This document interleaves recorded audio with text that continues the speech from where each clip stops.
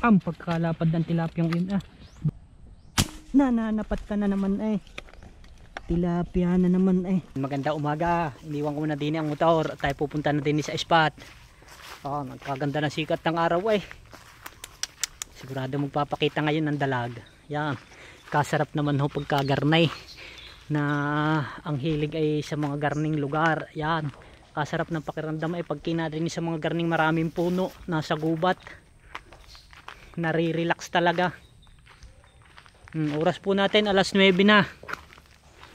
Alas 9 tayo hanggang tanghali lang dito. Mga 3 oras, 4 na oras.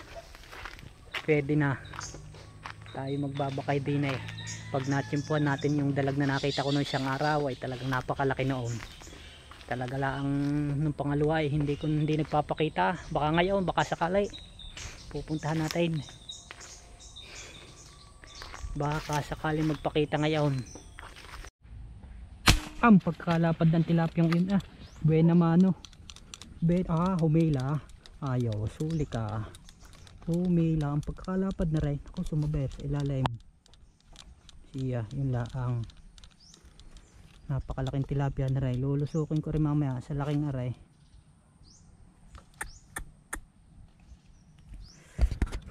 Sumabay sa ilalim. Mamaya na, lulusukin ko na laang. Nananapat ka na naman tilapia na naman tapatan. Huli ka. Sumabit na naman sumabit na naman. Lagi na lang nasabit. Lulusungin na kita at baka maputol pa. Napakalapad. Puro lusong nabibira.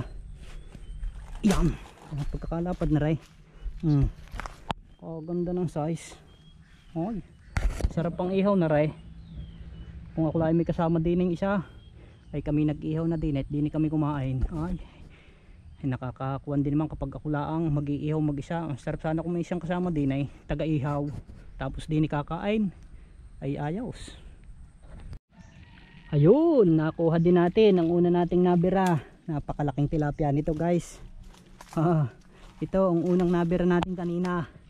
Ngayon lang natin nakuha. Sobrang laki. Napakamamaw. Oo. Sobrang laki. Nakadalawa na tayo. Yan. Anong lapar. Mamaw Naiuwi na ako ay sadyang arilangan nagpakita. 2 tilapia. Nakadalawang putuklaan tayo. Ayos na rin. Hindi naman nasiraw. Importante nag-enjoy. Aray, 2 tilapia. Okay guys, hanggang dito na lang. At kung nagustuhan po ninyo ang video, pwede po kayo mag-comment diyan. At kung hindi pa po kayo nakapollow, pwede nyo po akong i-follow para updated po kayo sa mga susunod ko pang video. Maraming salamat. Bye bye.